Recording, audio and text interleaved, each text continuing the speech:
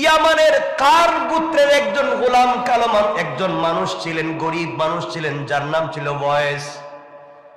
Wise আল্লাহর রসুলের জমানায় আল্লাহর রসুল জীবিত থাকতে কালিমা পড়ে মুসলমান হইছে, কিন্তু মায়ের খিদমত করবার কারণে, মায়ের প্রতি ইনসাফ কায়েম করবার কারণে একদিনও মদিনায় আসতে পারে নাই রসুলের সঙ্গে দেখা করার জন্য। বলতো শুধু, আল্লাহ আমার তো মন পড়ে থাকে আমি রসুলকে দেখতে যাব, কিন্তু আমার মা বেঁচে আছেন, আমি যদি রসুলকে দেখতে যাই মায়ের খেদমত কে করবে, এই জন্য আমি যেতে পারি না। আমার মাকে দেখবে কে? আমার মা যে বৃদ্ধা, কেউ আমার মাকে বুঝবে না আমি ছাড়া। এই জন্য আল্লাহ আমি এখানে পড়ে থাকি, যাই না। এই ওয়াইসাল কারনিকে আল্লাহ তার মায়ের ইনসাফের সাথে খিদমত করবার কারণে কত দামি বানাইয়া দিলেন। একবার খুঁজে খুঁজে তিনি মদিনায় আসছিলেন, আল্লাহ রসুলকে পেলেন না।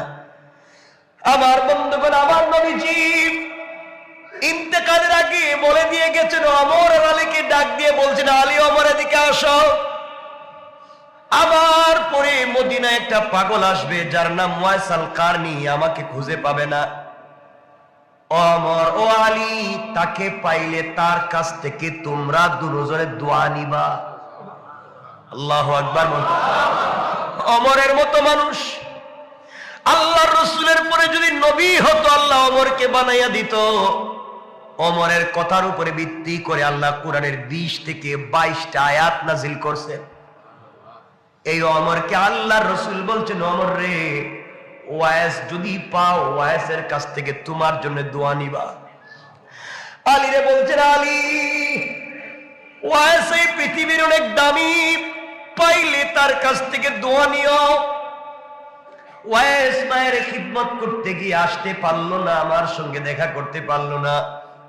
এই বলে রাসূল নিজের পরনের জুব্বা খুলে ফেললেন, খুলে আলীর হাতে দিয়ে বলছেন, আলী তোমার কাছে আমানত এই জুব্বা দিলাম, আমার ওয়াইস যদি মদিনায় আসে নবীজিরে পাবে না। আমার পাগলা ওয়াইস মদিনায় এসে জানবে আমি নবীজি দুনিয়ায় নাই, কাঁদতে কাঁদতে পাগল হয়ে যাবে। আমার ওয়াইসের কাছে আমার পরনের জুব্বা হাদিয়া দিবা। আল্লাহু আকবার। আবু বকর ওমরের মতো মানুষ মদিনায় জিন্দা, আর রাসূল হাদিয়া দিয়া যায় একজন পাগলের জন্য। লম্বা কথা আমরা সংক্ষেপ করে দেই। হযরত ওয়াইসাল কারনি তিনি ইন্তেকাল করলেন, ওয়াইসাল রাসূল ইন্তেকাল করলেন। মদিনায় তখন ওমরের যুগ চলে। ওমর মানুষ হজের জন্য এসেছে মক্কায় মদিনায়। মদিনায় ওমর বলতেন, শোনো এবার কারা ইয়ামান থেকে আসছো দাঁড়াও। ইয়ামানের সকল হাজিরা দাঁড়িয়ে গিয়েছে। এবার নবীজি বললেন, ইয়ামান থেকে যারা আসছো সবাই দাঁড়িয়ে আছো, এর মধ্যে কার গোত্রের কারা আছো, কারণের তারা দাঁড়াও, বাকিরা বসে যাও। এক লোক দাঁড়ায় রইছে। বললেন, তুমি কে? আমি একজন। কয় যুবক তোমার বাড়ি কই? কই আমাদের কারণে। তুমি কি ওয়াইসাল কারনি নামে কাউরে চিনো? কয় আমার চাচাতো ভাই পাগল। কি কয়? আমার চাচাতো ভাই পাগল। কয় তুমি পাগল বললো, গেল কোথায়? কয় এও আসছিল আমার সঙ্গে হজ করতে। মদিনায় মাটিতে পা দেওয়ার পরে জুতা পায়ে দিয়া মদিনায় হাঁটে না। ওয়াইস জুতা পায়ে দিয়া মদিনায় হাঁটে না, পাগলের মতো কান্দে। আর এদিকে দৌড়াইয়া চিৎকার করে বলছে, ইয়া রাসূলুল্লাহ, তোমার পাগল ওয়াইস মদিনায় আসছে, তুমি নাই। এই বলে ওদিকে পাগলের মতো দৌড়াইয়া চলে গিয়েছে, আর কিছু জানি না।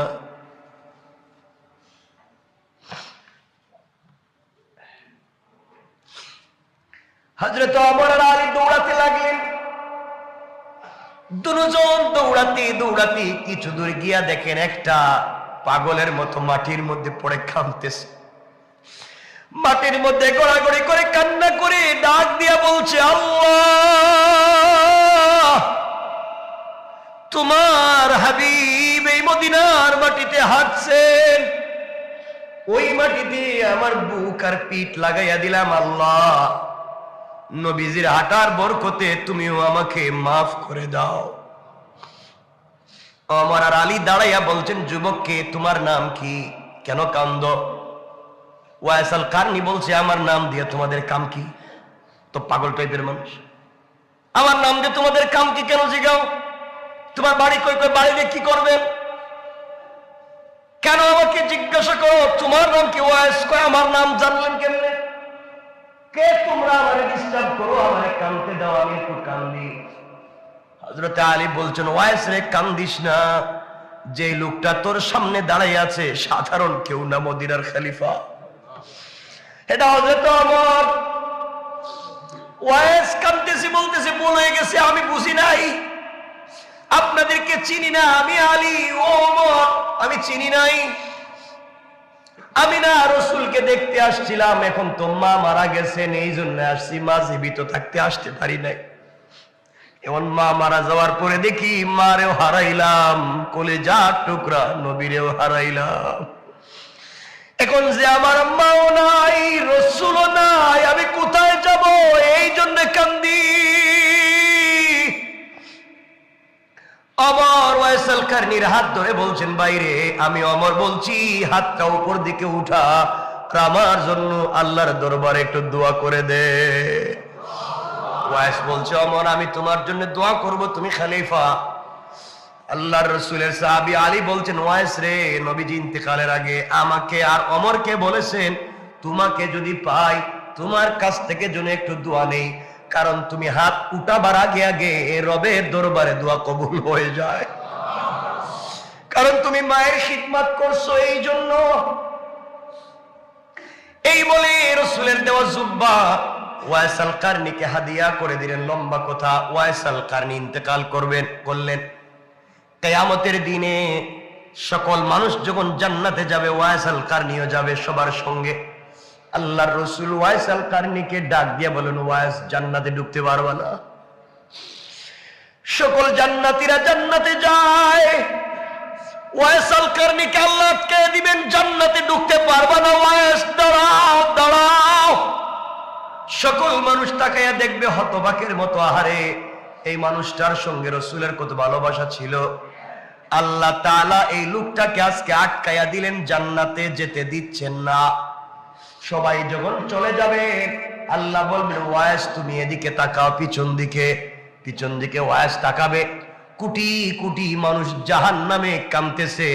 আল্লাহ বলবেন, ওয়াইস রে, তোমারে আটকাইয়া দিছি, তুমি ছাড়া এই কাজ আর কেউ করতে পারবে না, একমাত্র তোমাকে লাগবে। আমিও চাই এই জাহান্নামীদেরকে মাফ দিব, কোনো ওসিলা পাই না, তোমারে পাইছি ওয়াইস। তুমি না মায়ের খিদমত করছো, ওয়াইস রে, পিছনে তাকাইয়া তোমার আঙ্গুল দিয়া এভাবে টান দেও, এভাবে আঙ্গুল দিয়া টান দিবা, যত লাখ মানুষের দিকে তোমার আঙ্গুল যাবে, তত লাখ জাহান্নামীকে মায়ের খিদমত করার কারণে ওয়াইস রে তোমার ওসিলায় মাফ করে দেওয়ার ওয়াদা দিলাম। আল্লাহু আকবার। ও ওয়াইস, এই মানুষগুলা জাহান্নামে, কেউ তাদেরকে জান্নাতে নিতে পারবে না। আমি আল্লাহ আফসোস করি, কি দিয়া জান্নাতে দিব রে ওয়াইস? তুমি শুধু আঙ্গুলটা দেখাইয়া এভাবে দেখাইয়া দাও, যাদের বডিতে সোজা আঙ্গুল যাবে সবগুলারে বিনা হিসাবে জান্নাত দিয়ে দিব। আল্লাহু আকবার। এই জন্য আমার বন্ধুগণ, কথাগুলা ভালো করে শুনুন, কি বলতে চাই। কথা মনে পড়ে গিয়েছে, আপনাদেরকে জানাইয়া দেই। দুনিয়ার জমিনে ভালো মানুষ যদি হতে হয়, দুনিয়ার জমিনে আল্লাহর রাসূলের ভালোবাসা নিয়ে যদি কবরে যেতে পারি, এর চাইতে বড় চাওয়া আর পাওয়ার কিছু নাই। যে আমর ইবনুল আসের কথা বললাম, মনোযোগ দিয়ে শুনেন কি বলতে চাই। এই হযরতে আমর ইবনুল আস রাদিয়াল্লাহু তাআলা আনহু তখন মিশরের গভর্নর, মিশরকে তিনি আক্রমণ করলেন। মিশরের গভর্নর হওয়ার আগে মিশরকে ইসলামের দিন কায়েম করার জন্য মিশরে পৌঁছে গেলেন। মিশরের তখনকার যে বাদশাহ ছিলেন তার কাছে বলছেন, শোনো, আমরা মুসলমানেরা এসেছি, এখানে দিন জিন্দা করব, দিন কায়েম করব। তোমরা আমাদেরকে মিশরে ঢুকতে দাও, কেউ ঢুকতে দিল না। কথাগুলো ভালো করে বুঝবেন। অনেকদিন হয়ে গেল, যুদ্ধ হয়, কেউ জয়লাভ করে না। মিশর নামক শহরের সবগুলা প্রধান প্রধান গেট বন্ধ করে দেওয়া হলো, কোনোভাবে শহরে ঢুকতে দেওয়া হয় না। এমন সময় আমর ইবনুল আস রাদিয়াল্লাহু তাআলা আনহু এবং মুসলমানদেরকে দুর্বল করার জন্য কাফেরেরা ষড়যন্ত্র করলো। তাদের ঈসা নবীর মূর্তি তারা বানাতে লাগলো মিশরের মুড়ে মুড়ে। হযরত ঈসা আলাইহিস সালাতু ওয়াস সালামের মূর্তি বানালো, মূর্তি বানিয়ে তারা মুড়ে মুড়ে রেখে দিল। তাদের বড় বড় পাদ্রী সিদ্ধান্ত নিয়েছে, আমরা গভীর রজনীতে আমাদের নবীর মূর্তির নাক ভেঙ্গে দিব, পা ভেঙ্গে দিব, হাত ভেঙ্গে দিব। ওগুলা ভেঙ্গে দিয়া আমরা দোষ দিব মুসলমানরা এগুলা করছে। সুতরাং আমরা তো মুসলমানদের সঙ্গে যুদ্ধ করে পারবো না, বুদ্ধিভিত্তিক আন্দোলন করা লাগবে। আমরা বলবো, তোমরা আমাদের নবীর নাক ভাঙছো, হাত ভাঙছো, পা ভাঙছো, আমরা তোমাদের বিরুদ্ধে যুদ্ধ করতে চাই না। আমরা তোমাদের নবী মুহাম্মদের মূর্তি বানাবো, আর এইভাবে আমরা মূর্তির নাক ভাঙবো। পড়েন নাউজুবিল্লাহ। তারা চিন্তা করলো মুসলমানদেরকে দুর্বল করা যাবে না, একটাই পদ্ধতি, তাদের নবীর মূর্তি বানিয়ে যদি নাক ভাঙতে যায় তখনই তারা দুর্বল হয়ে যাবে, আর যুদ্ধ করবে না। যেই কথা সেই কাজ। গভীর রজনীতে তাদের বড় বড় পাদ্রীরা তাদের নবী ঈসা নবীর মূর্তির নাকগুলা ভেঙ্গে ফেললো, হাত পা ভেঙ্গে ফেললো। সকালবেলা ঘোষণা করলো, এটা মুসলমানদের কাজ, এগুলা মুসলমানরা এত বড় দুর্ঘটনা ঘটিয়েছে, এত বড় অন্যায় মুসলমানরা করেছে। এগুলা বলবার পরে সকালবেলা মুসলমানদের কাছে খবর এসেছে, সবাই জানাইয়া দিয়েছে আমরা মুহাম্মদের মূর্তি বানিয়ে তাদের নবীর নাক ভেঙ্গে ফেলবো। আমর ইবনুল আস দাঁড়িয়ে বলছেন, না না, খবরদার, আমার একজন সৈন্যবাহিনী মুসলমানরা কোন নবীর নাক ভাঙতে পারে নাই, মূর্তি ভাঙতে পারে নাই, এগুলা কোন মুসলমানরা করে নাই, তোমরা নিজেরাই হয়তো করে আমাদের উপরে দোষ চাপাচ্ছ। কোনোভাবেই যখন তারা মানে না, পুরো দেশের মানুষ একত্রিত, কোনোভাবেই যখন তারা কথা রাখে না, কথা মানে না, আমাদের কলেজার টুকরা প্রিয় নবীর মূর্তি বানাবে, নাক ভেঙ্গে ফেলবে, এটাই তারা করতে চায়। আমর ইবনুল আস দাঁড়িয়ে গেলেন, বললেন, শোনো, আমাদের নবীর নাক ভাঙতে হবে না, মূর্তিও বানাতে হবে না। আমি একজন রসুলের পাগলা আশিক, আমার রসুলের উম্মত। তোমরা একজন মৃত রসুলের পাকের মূর্তি বানিয়ে তার নাক ভাঙবে, আমার সহ্য হয় না। কারণ আমরা আশিক রসুল, রসুলকে ভালোবাসি, রসুলের অসম্মান হোক পৃথিবীতে কোনোদিন চাই না। তার চাইতে আমি হলাম মুসলমানদের সেনাপতি। তোমরা চাইলে এর বদলা আমার নিজের নাকটা তোমরা কেটে নিতে পারো। আল্লাহু আকবার। তোমরা চাইলে আমার তাজা নাকটা কেটে নিতে পারো, এরপরও নবীজির মূর্তি বানাতে দিব না, এরপরও নবীজির মূর্তি বানিয়ে নাক ভাঙতে দিব না। সবাই কথা মেনে নিয়েছে। পরের দিন সকালবেলা স্টেজ করা হয়েছে, হাজার হাজার মানুষ হাজির। মুসলমান শিবিরে কান্নার রোল পড়ে গেছে, সবাই সিজদায় পড়ে আল্লাহকে ডাক দিয়া বলছে, আল্লাহ, আমাদের লিডার, আমাদের সেনাপতি আমর ইবনুল আসের নাক যদি কাটা যায়, মুসলমান সৈন্যবাহিনী যুদ্ধের ময়দানে দুর্বল হয়ে যাবে, আর তারা যুদ্ধ করতে পারবে না, যুদ্ধে জয়লাভ করতে পারবে না। আয় আল্লাহ তাআলা, এমন বিপদ থেকে আমাদেরকে বাঁচা। আমর ইবনুল আস কেন এমন সিদ্ধান্ত নিলেন? আমর ইবনুল আস চোখের পানি ছেড়ে সিজদায় পড়ে কান্না করে ডাক দিয়া বলেছে, আল্লাহ, পৃথিবীতে আল্লাহ রসুলকে নিজের মতো করে ভালোবাসতে পারি নাই, নবীজিকে নিজের জীবন দিয়ে ভালোবাসা প্রদর্শন করতে পারলাম না। আয় আল্লাহ, আমি আমর ইবনুল আসের সামনে দিয়া কত সাহাবী শহীদ হয়ে গেলেন, আমার যে কপালে শাহাদত নাই। আমি আমার রাসূলকে আমার জীবনের চাইতে ভালোবাসি আল্লাহ। ওরা ইহুদি খ্রিস্টানেরা মিলে আমার নবীজির মূর্তি বানিয়ে তার নাক ভেঙ্গে বেইজ্জত করবে, আমার সহ্য হয় না। এই জন্য আমি ওয়াদা দিয়েছি আমার তাজা নাকটা যেন কেটে নিয়ে তারা প্রতিশোধ নেয়।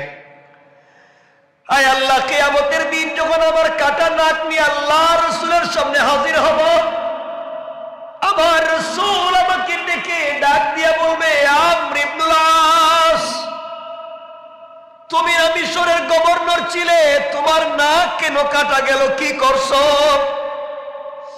আমি বলবো, ইয়া রাসূলুল্লাহ, ইয়া হাবিবাল্লাহ, পয়গম্বরে আরবি, আমি দুনিয়ার জমিনে কিছু করি নাই আপনার সম্মান ইজ্জতকে বাঁচাবার জন্য, আপনার মূর্তি যেন কেউ না বানাতে পারে আপনাকে ভালোবেসে। আপনার মূর্তি না বানাতে গিয়ে আমার তাজা নাকটা কাটাইয়া দিয়ে আসছি। আমার বিশ্বাস আমার নবীজি আমাকে একা রেখে তিনি জান্নাতে যাবেন না। সুবহানাল্লাহ, জোরে পড়েন। কেমন ছিলেন সাহাবীরা? আমার নবীজি কেমন ভালোবাসতেন সাহাবীরা? ও মুসলমানেরা, উহুদের প্রান্তরে আল্লাহ রাসূলের উপরে তীর আসে, সাহাবীরা দৌড়াইয়া গিয়া নবীজির সামনে বুকটা পেতে দেয়, নিজের বুকে তীর নিয়ে রাসূলকে বাঁচাইয়া দেয়। এমন ছিলেন সাহাবীরা, রাসূলকে ভালোবাসা দিয়েছেন। এক পর্যায়ে পরের দিন সকালবেলা হাজার হাজার মানুষ হাজির হয়ে গিয়েছেন, আমর ইবনুল আসের নাকটা কাটা যাবে। মুসলমানরা কাঁদতেছে, কাফেররা বলতেছে মুসলমানরা দুর্বল, পরাজয় বরণ করবে, তাদের নেতার নাক কাটা যাবে। জল্লাদেশে আমর ইবনুল আসের নাকে টান দিয়ে নাক কেটে ফেলবে। এমন সময় ওই ইহুদি খ্রিস্টানদের মধ্য থেকে তাদের সব থেকে বড় পাদ্রী দাঁড়াইয়া গিয়েছে আর ডাক দিয়া বলছে, খবরদার, আমর ইবনুল আসের নাক কাটতে যাইও না, কারণ সে আমাদের নবীর মূর্তির নাক ভাঙ্গে নাই, মূর্তির নাক ভাঙছি আমি নিজে।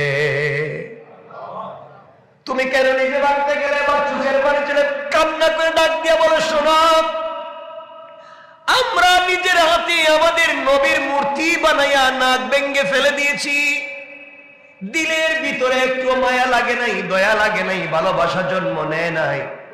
আর মুসলমানরা তাদের নবীকে এত ভালোবাসে, এত কলিজাত থেকে ভালোবাসে, তারা মাটি দিয়া মূর্তি বানাইয়া নাক ভেঙতে চাইল না, নিজের তাজা নাকটা কাটাইয়া দিতে চাইল।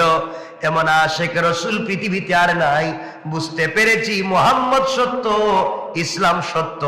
এই মুহূর্তে আমরা যারা এখানে আছি হাজার হাজার, সকলেই কালিমা পড়ে মুসলমান হয়ে গেলাম। সুবহানাল্লাহ, জোরে পড়েন।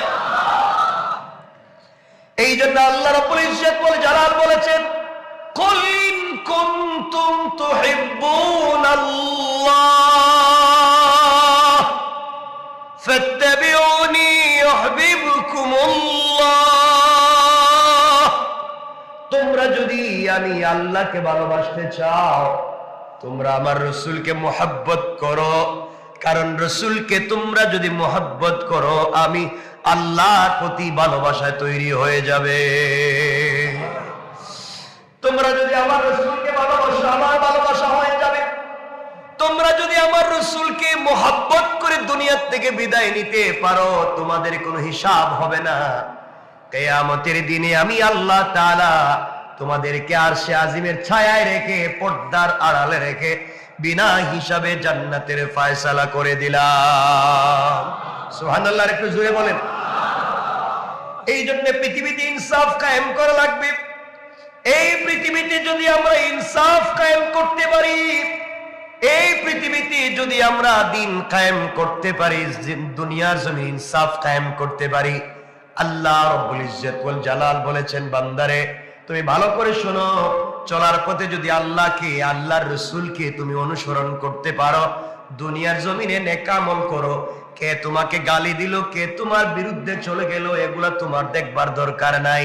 তুমি কষ্ট করে দুনিয়ার জীবনটা কাটাইয়া দাও, কবর থেকে নিয়ে কিয়ামত পর্যন্ত সকল ঘাটের জিম্মাদার স্বয়ং আমার আল্লাহ। সুবহানাল্লাহ জোরে পড়ে, আরো জোরে পড়ে। এই জন্য চলার পথে শুধু সুযোগ খুঁজেন কেমনে জান্নাতে যাওয়া যায়, আর আমরা চলার পথে শুধু সুযোগ খুঁজি কেমনে আরেকজনকে ঠকাইয়া সম্পদের মালিক হওয়া যায়। কথা বলেন না কেন? কেমনে নিজের পকেট ভারী করা যায়। মনে রাখবে, এই পৃথিবীতে সকল পয়সাওয়ালারা, কথাগুলো ভালো করে দেখেন, কোটি কোটি টাকার মালিক।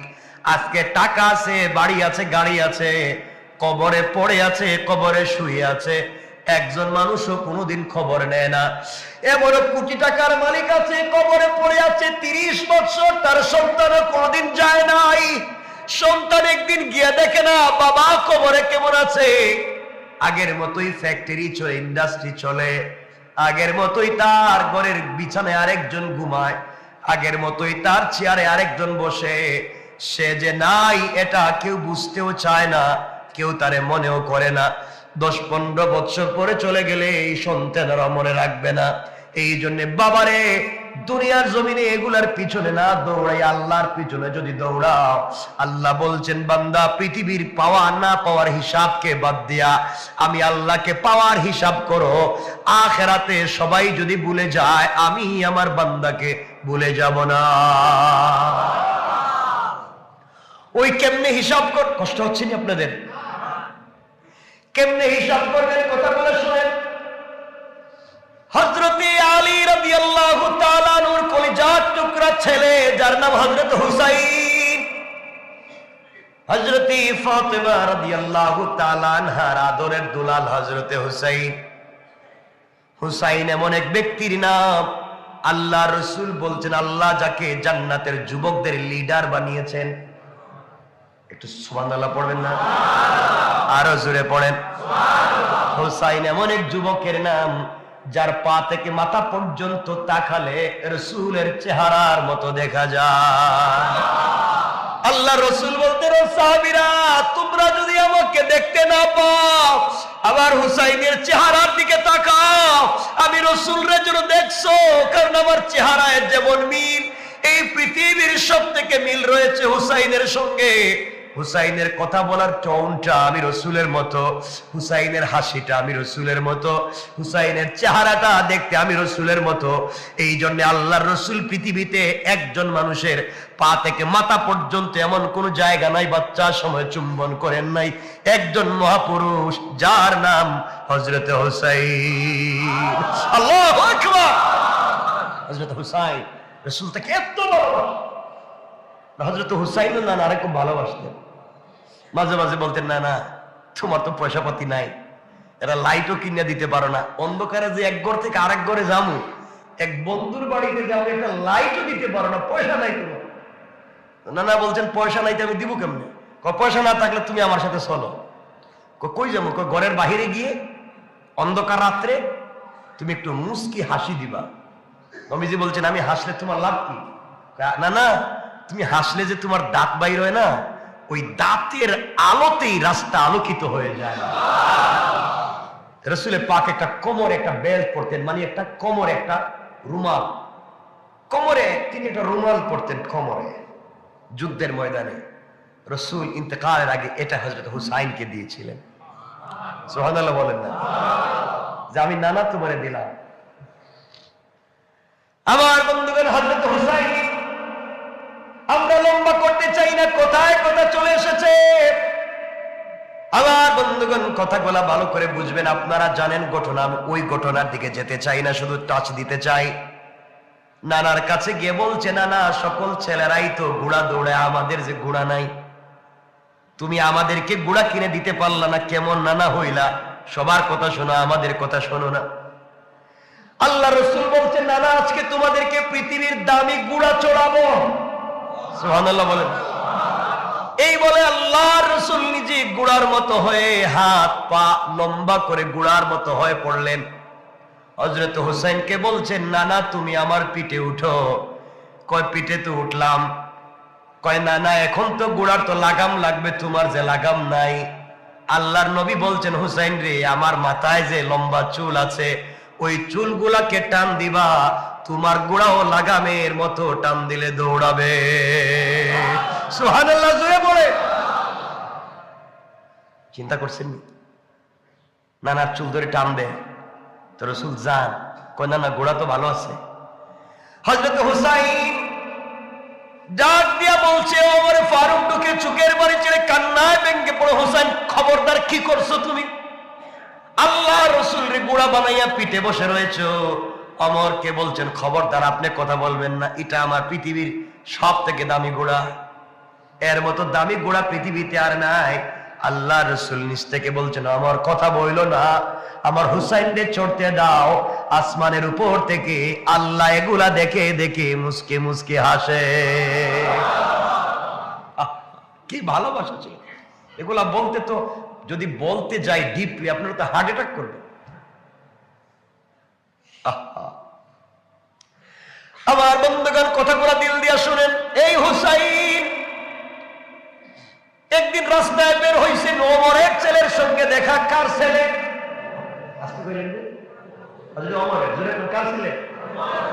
নাম আব্দুল্লাহ রাদিয়াল্লাহু তাআলা আনহু। আব্দুল্লাহর কি একটা ঘটনা ঘটে গেছে হুসাইনের আর আব্দুল্লাহর মধ্যে। আব্দুল্লাহরে ডাক দিয়ে বলছেন, তুমি আমার সঙ্গে এত জোরে কথা বলো, তুমি তো গোলামের ঘরের গোলাম। কি কইছে? আর কিছু কয় নাই, গোলামের ঘরে গোলাম কইছে। আপনারা তো জামু কে তাই কইয়া ফেলা, গোলামের ঘরে গোলাম কইছে, কিন্তু এর পিছনে যুক্তি আছে। হযরত ওমর তখন খলিফা। ওমর কি তখন প্রেসিডেন্ট, অর্ধেক পৃথিবীর প্রেসিডেন্ট, আর তার ছেলেরে কইতেছে তুই তো গোলামের ছেলে। আল্লাহু আকবার বললেন না? আমরা হলে তোর 14 গোষ্ঠীর ফাঁসি দিয়ে দিতাম, ঠিক না? 14 গোষ্ঠীর জিন্দগি শেষ। হযরত ওমরের ছেলে চোখের পানি ছেড়ে বাবার কাছে কান্না করে ডাক দিয়া বলছে, আব্বা, রাস্তায় বাইরে ছিলাম, হযরত আলীর ছেলে হুসাইন আমারে গোলামের ঘরে গোলাম কয়। আব্বা হযরত আমিরুল মুমিনিন খলিফাতুল মুসলিমিন ওমর বলতেন, সত্যি নাকি? কো সত্যি।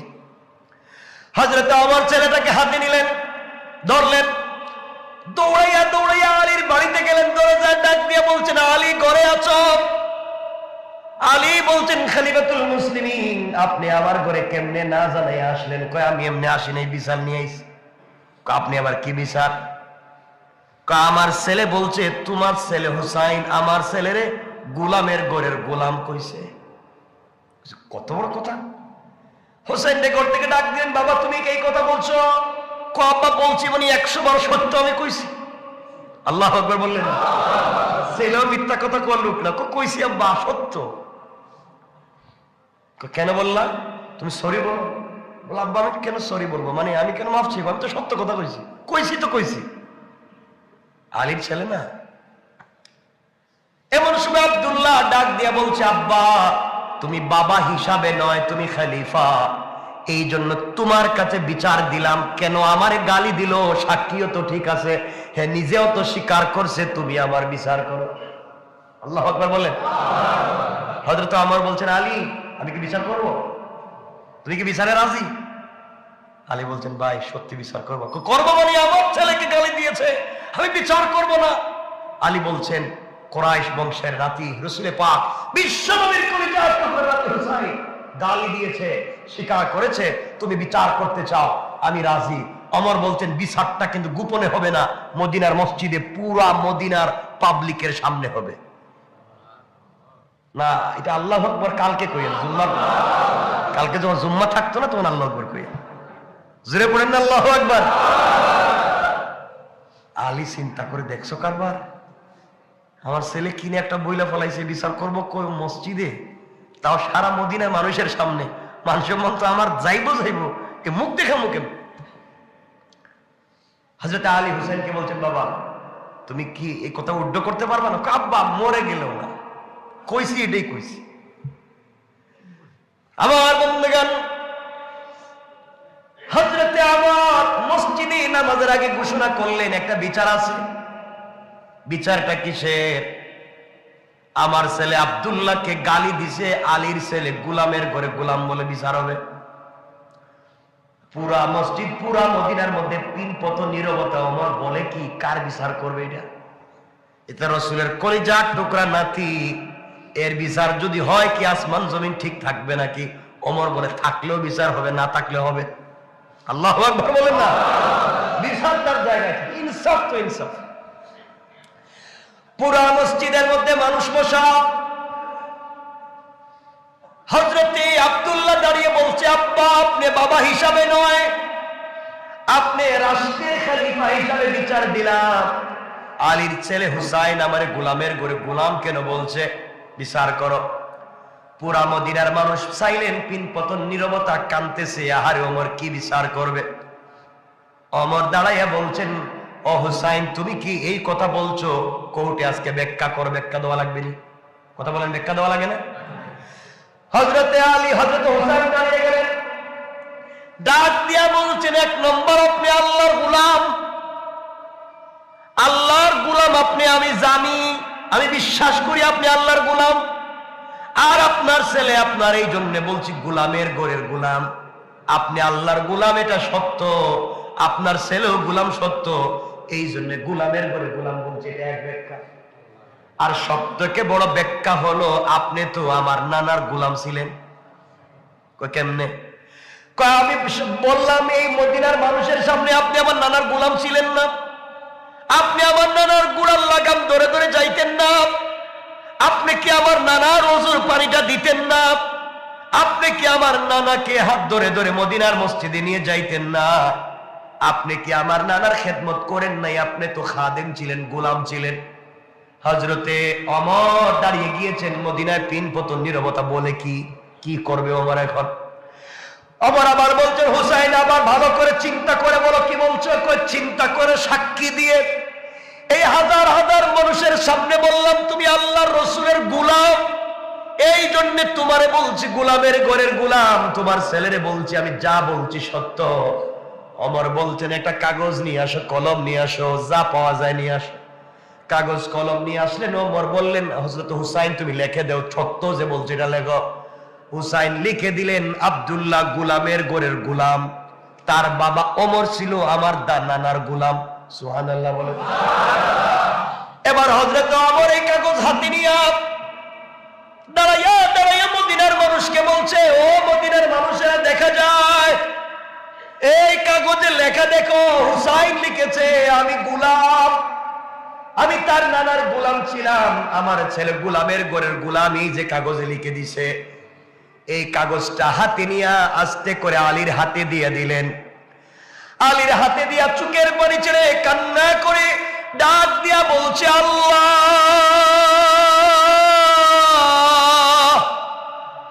আলী হাজার হাজার মানুষের সামনে আলীর হাতে এই কাগজ আমি উঠাইয়া দিলাম। আল্লাহ, হুসাইন আজকে হাজার হাজার মানুষের সামনে বলছে আমি গোলামের ঘরে গোলাম, আমি রাসূলের গোলাম ছিলাম, কাগজে লিখে দিয়েছে। আলী রে, ওই কাগজটা যত্নে রেখে দিবা, আমি মরে গেলে, আমি যখন কবরে আমাকে রেখে দিবা, আমার কাফনের বাজের ভিতরে হুসাইনের হাতের লিখা কাগজটা আমার কবরে রেখে দিবা। আল্লাহু আকবার বলেন। ও আলী, তোমার কাছে বলবার আর কিছু নাই ভাই।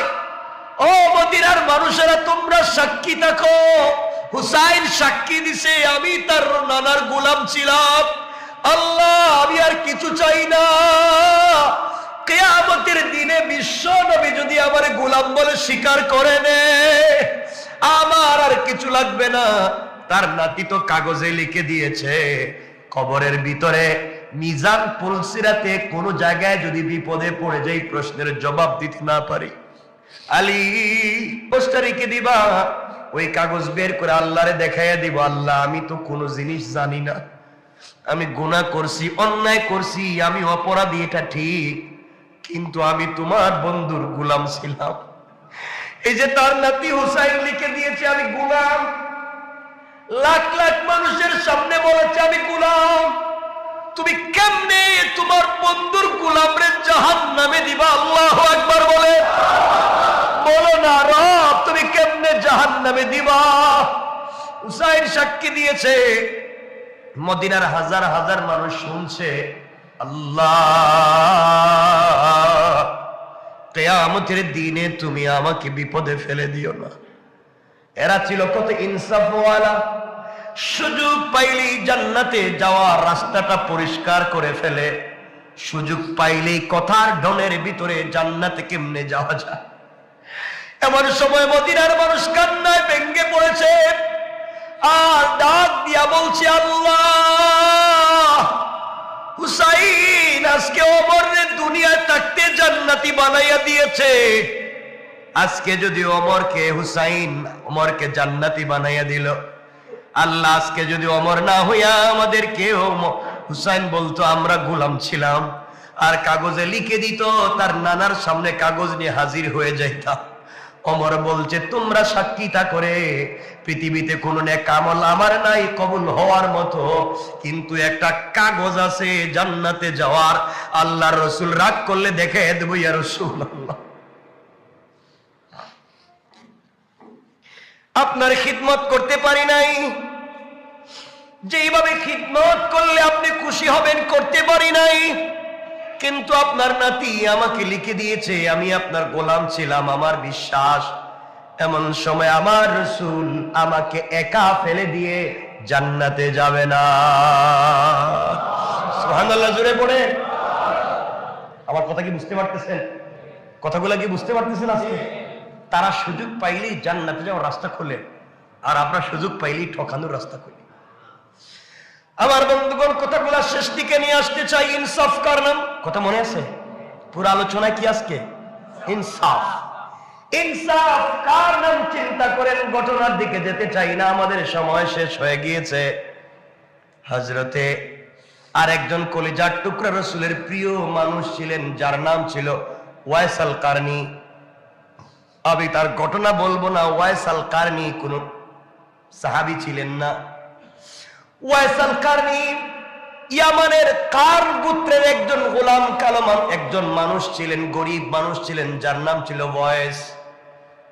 ওয়াইস আল্লাহর রাসূলের জমানায় আল্লাহর রাসূল জীবিত থাকতে কালিমা পড়ে মুসলমান হইছে, কিন্তু মায়ের খিদমত করবার কারণে, মায়ের প্রতি ইনসাফ কায়েম করবার কারণে একদিনও মদিনায় আসতে পারে নাই রাসূলের সঙ্গে দেখা করার জন্য।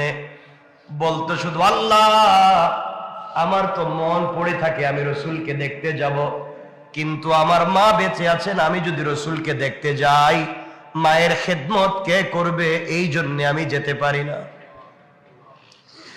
আমার মাকে দেখবে কে? আমার মা যে বৃদ্ধা, কেউ আমার মাকে বুঝবে না আমি ছাড়া। এই জন্য আল্লাহ আমি এখানে পড়ে থাকি, যাই না।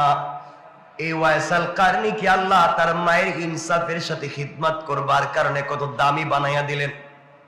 একবার খুঁজে খুঁজে তিনি মদিনায় আসছিলেন, আল্লাহ রাসূলকে পেলেন না। আমার বন্ধুগণ, আমার নবীজি ইন্তেকালের আগে বলে দিয়ে গেছেন, ওমর আর আলীকে ডাক দিয়ে বলছেন, আলী ওমর এদিকে আসো। আবার পরে মদিনায় একটা পাগল আসবে যার নাম ওয়াইস আল কারনি, আমাকে খুঁজে পাবে না। ওমর ও আলী, তাকে পাইলে তার কাছ থেকে তোমরা দুজনে দোয়া নিবা। আল্লাহু আকবার বলতে। ওমরের মতো মানুষ, আল্লাহর রাসূলের পরে যদি নবী হতো আল্লাহ ওমরকে বানাইয়া দিত। ওমরের কথার উপরে ভিত্তি করে আল্লাহ কোরআনের 20 থেকে 22টা আয়াত নাজিল করছেন। এই ওমরকে আল্লাহর রাসূল বলছেন, ওমর রে, ওয়াইস যদি পাও ওয়াইসের কাছ থেকে তোমার জন্য দোয়া নিবা। আলী রে বলছেন, আলী ওয়াইস এই পৃথিবীর অনেক দামি, পাইলে তার কাছ থেকে দোয়া নিও। ওয়াইস মায়ের খিদমত করতে গিয়ে আসতে পারলো না, আমার সঙ্গে দেখা করতে পারলো না। এই বলে রাসূল নিজের পরনের জুব্বা খুলে ফেললেন, খুলে আলীর হাতে দিয়ে বলছেন, আলী তোমার কাছে আমানত এই জুব্বা দিলাম, আমার ওয়াইস যদি মদিনায় আসে নবীজিরে পাবে না। আমার পাগলা ওয়াইস মদিনায় এসে জানবে আমি নবীজি দুনিয়ায় নাই, কাঁদতে কাঁদতে পাগল হয়ে যাবে। আমার ওয়াইসের কাছে আমার পরনের জুব্বা হাদিয়া দিবা। আল্লাহু আকবার। আবু বকর ওমরের মতো মানুষ মদিনায় জিন্দা, আর রাসূল হাদিয়া দিয়া যায় একজন পাগলের জন্য। লম্বা কথা আমরা সংক্ষেপ করে দেই। হযরত ওয়াইস আল কারনি তিনি রাসূল ইন্তেকাল করলেন। মদিনায় তখন ওমরের যুগ চলে। ওমর মানুষ হজের জন্য এসেছে মক্কায় মদিনায়। মদিনায় ওমর বলতেন, শোনো, এবার কারা ইয়ামান থেকে আসছো দাঁড়াও। ইয়ামানের সকল হাজিরা দাঁড়িয়ে গিয়েছে। এবার নবীজি বললেন, ইয়ামান থেকে যারা আসছো সবাই দাঁড়িয়ে আছো, এর মধ্যে কার গোত্রের কারা আছো, কারণের তারা দাঁড়াও, বাকিরা বসে যাও। এক লোক দাঁড়ায় রইছে। বললেন, তুমি কে? আমি একজন। কয় যুবক, তোমার বাড়ি কই? কই আমাদের কারণে। তুমি কি ওয়াইসাল কারনি নামে কাউরে চিনো? কয় আমার চাচাতো ভাই পাগল। কি কয়? আমার চাচাতো ভাই পাগল। কয় তুমি পাগল বললো, গেল কোথায়? কয় এও আসছিল আমার সঙ্গে হজ করতে। মদিনায় মাটিতে পা দেওয়ার পরে জুতা পায়ে দিয়া মদিনায় হাঁটে না। ওয়াইস জুতা পায়ে দিয়া মদিনায় হাঁটে না, পাগলের মতো কান্দে। আর এদিকে দৌড়াইয়া চিৎকার করে বলছে, ইয়া রাসূলুল্লাহ, তোমার পাগল ওয়াইস মদিনায় আসছে, তুমি নাই। এই বলে ওদিকে পাগলের মতো দৌড়াইয়া চলে গিয়েছে। আর কিছু জানি না।